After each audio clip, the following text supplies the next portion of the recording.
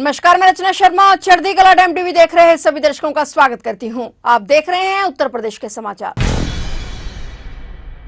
उत्तर प्रदेश के मुख्यमंत्री योगी आदित्यनाथ ने कहा कि अयोध्या धाम में श्री हनुमान गढ़ी एक विरासत है, जिसने योद्धा भाव के साथ स्वयं को सनातन धर्म की रक्षा के लिए तत्पर किया है। नए भारत में यह योद्धा भाव बौद्धा के रूप में सबके सामने आ गया है, जब इस श्री हनुमत कथा मंडपम के भव्य स्वरूप को हम देख रहे हैं। हनुमान गढ़ी अब भक्ति और शक्ति के साथ साथ बुद्धि और युद्ध की भी संगम बन गया है। मुख्यमंत्री ने कहा कि हमारा अस्तित्व देश और सनातन धर्म के कारण है। हम सब कुछ स्वीकार सकते हैं और लेकिन अपने देश और धर्म के खिलाफ कुछ भी स्वीकार नहीं करेंगे। यह हमारा संकल्प होना चाहिए। पूज्य संतों के आश्रम, मठ मंदिर, पूज्य संतजन सनातन धर्म के स्तंभ और आधार हैं और इनका सम्मान किया जाना चाहिए। इनकी गरिमा और गौरव के विरुद्ध कोई भी आचरण स्वीकार नहीं किया जा सकता। इसलिए डबल इंजन सरकार देश में विकास को विरासत के साथ जोड़कर कार्य कर रही है। मुख्यमंत्री ने कहा कि हमें समय रहते अपने शत्रु और मित्र को पहचानने की आवश्यकता है। हमें उन लोगों से सावधान रहना होगा जो छद्म रूप में सनातन धर्म के मार्ग में बाधा उत्पन्न करते हैं, भारत की सुरक्षा में सेंध लगाने का काम करते हैं। ऐसे लोगों को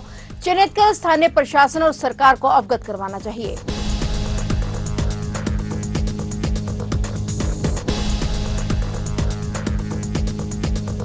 बहनों और भाइयों, हमें इस बात को याद रखना होगा कि सनातन धर्म के कारण ही हमारा वजूद है, हमारा अस्तित्व है।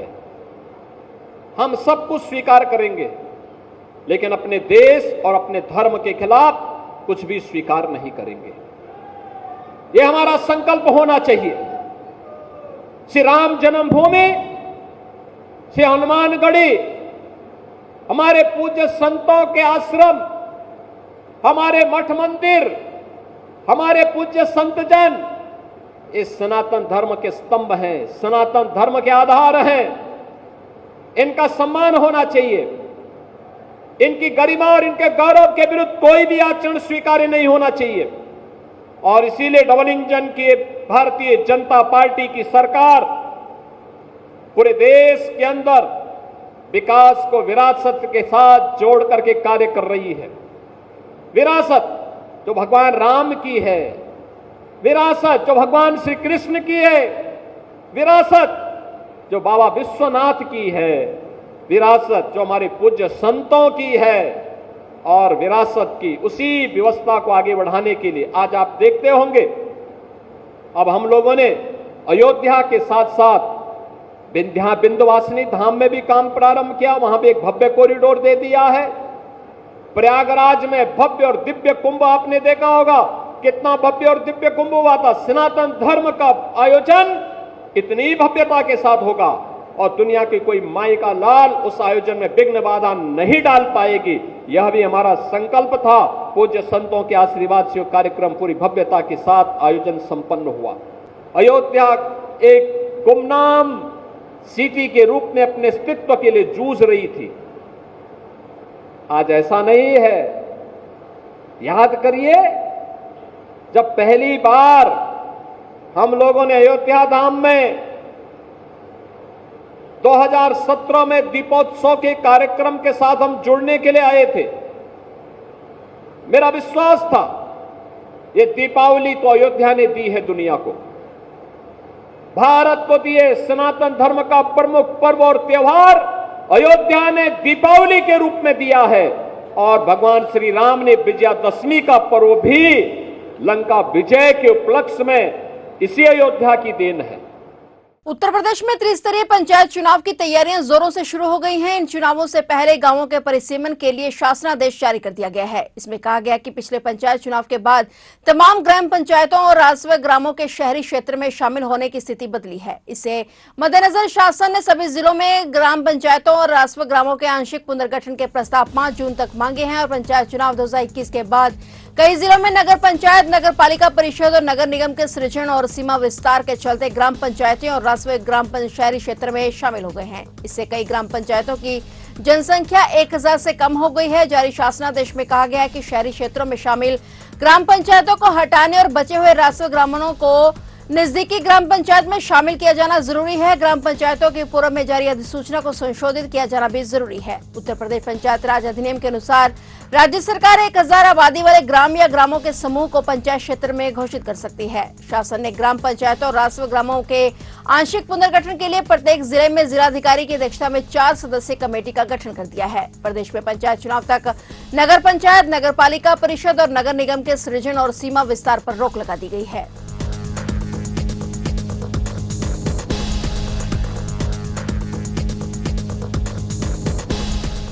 यूपी के बहराइच में भारत नेपाल सीमा पर एसएसबी ने एक संदिग्ध को पकड़ा है। उसकी भाषा काफी अजीब है, जो स्थानीय निवासियों से काफी अलग है। एसएसबी की पूछताछ में उसने पाकिस्तान का नाम लिया है। उससे आगे पूछताछ जारी है। मामला मोतीपुर क्षेत्र का है। यहां भारत नेपाल सीमा पर एक युवक घूम रहा था। एसएसबी जवानों को शंका हुई तो उसे रोका, उससे बातचीत करके उसका पता और टहलने का कारण पूछा। इस पर उसने जिस भाषा में जवाब दिया वह पहले तो किसी को समझ में नहीं आई और इस पर शक और गहरा गया और एसएसबी जवानों ने उसे हिरासत में ले लिया। पूछताछ में उसने पाकिस्तान का नाम लिया और इसकी हालत देखते हुए सुरक्षा बलों ने उसे सुचेली पुलिस को सौंप दिया है। पुलिस ने उसे मेडिकल कॉलेज में भर्ती कराया है। उसके घुसपैठिया होने की आशंका जताई जा रही है। दरअसल नेपाल के रास्ते उत्तर प्रदेश में बांग्लादेशी और पाकिस्तानी घुसपैठियों के घुसपैठ की आशंका से बॉर्डर पर सुरक्षा कड़ी कर दी गई है। 1500 अतिरिक्त एसएसबी और 200 पुलिस के जवान तैनात किए गए हैं, जो लगातार भारत में गश्त करके सीमा पर नजर रख रहे हैं।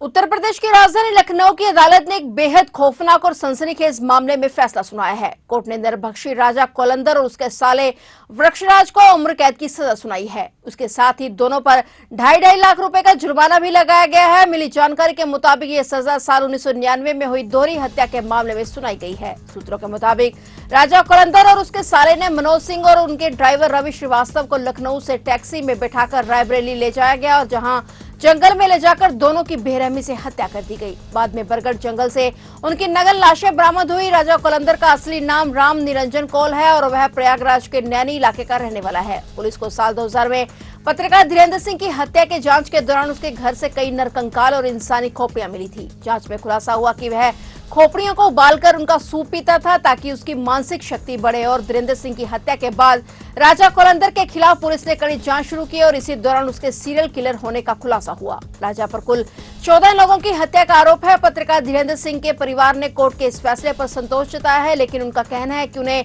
अब भी पूरी तरह न्याय नहीं मिला है। वे चाहते हैं कि राजा कोलंदर को फांसी की सजा दी जाए, क्योंकि उसने जितने जघन्य अपराध किए हैं उसके लिए उम्र कैद काफी नहीं।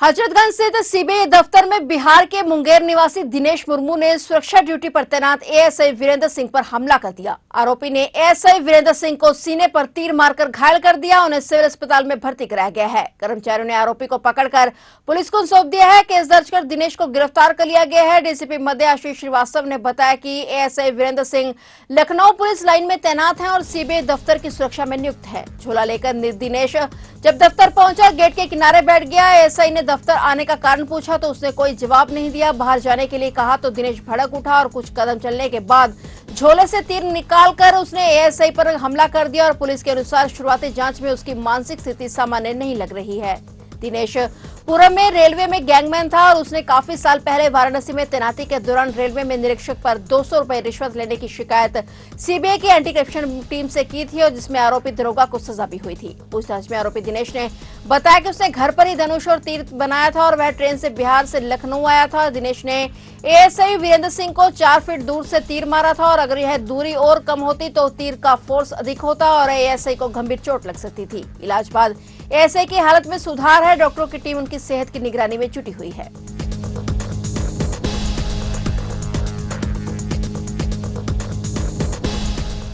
ओडिशा से आगरा में गांजे की तस्करी का बड़ा भंडाफोड़ हुआ है। एएनटीएफ और सिकंदरा पुलिस ने गांजा तस्करों की 4 गाड़ियों के साथ 77 किलो गांजा पकड़ा है। इसकी कीमत 50 लाख रुपए से अधिक आंकी गई है। फतेहपुर सिकरी और फरै के कैरियरों ने ओडिशा के तस्करों से माल मंगाया था। 9 तस्करों को गिरफ्तार किया गया है। केस दर्ज करके गिरोह के अन्य सदस्यों की तलाश की जा रही है। एएनटीएफ के इंस्पेक्टर अरविंदर सिंह ने बताया कि जेसीबी ग्राउंड के पास गांजे की खेप की डिलीवरी दी जानी है। ओडिशा का जनक नामक व्यक्ति गांजा लेकर आ रहा है। इसकी सूचना पुलिस को मिली थी। एएनटीएफ और सिकंदरा पुलिस की टीम के साथ कार्रवाई करते हुए 4 गाड़ियों की तलाशी ली गई और इसमें 77 किलो गांजा और असले मिले हैं। पुलिस ने केस दर्ज कर आगे की कार्रवाई शुरू कर दी है।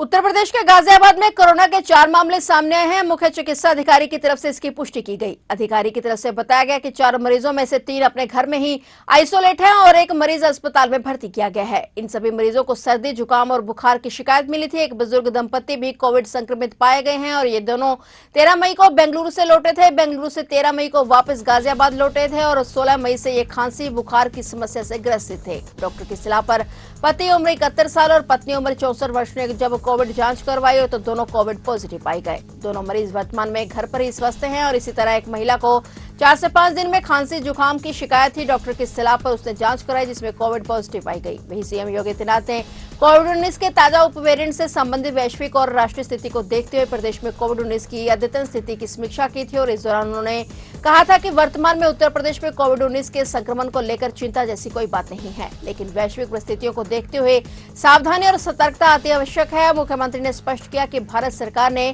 कोविड-19 को लेकर कोई दिशा निर्देश जारी नहीं किए हैं, फिर भी थाईलैंड, सिंगापुर और हांगकांग जैसे देश में JN.1 उप वेरिएंट के चलते संक्रमितों की संख्या में हुई वृद्धि को ध्यान में रखते हुए प्रदेश में से सतत निगरानी आवश्यक है। उन्होंने निर्देश दिया कि राज्य के सभी मेडिकल कॉलेज, जिला अस्पताल और स्वास्थ्य इकाइयां सतर्क रहें और किसी भी आपात स्थिति से निपटने के लिए पूरी तरह से तैयार रहें।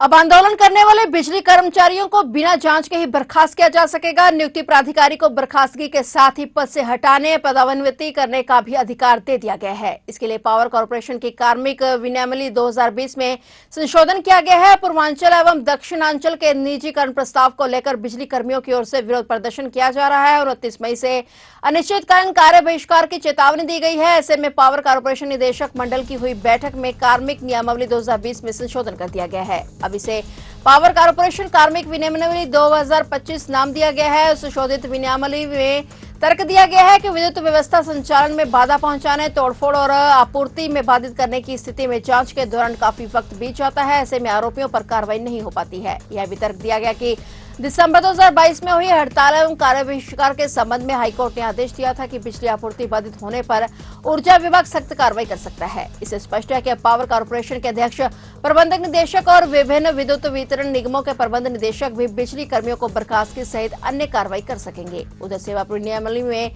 संयुक्त संघर्ष समिति के पदाधिकारियों ने आक्रोश जताया है। उन्होंने कहा कि यह आदेश पूरी तरह से अलोकतांत्रिक, तानाशाही और मौलिक अधिकारों का हनन है, जिस पर उन्होंने मुख्यमंत्री योगी आदित्यनाथ से मामले में हस्तक्षेप की अपील की है।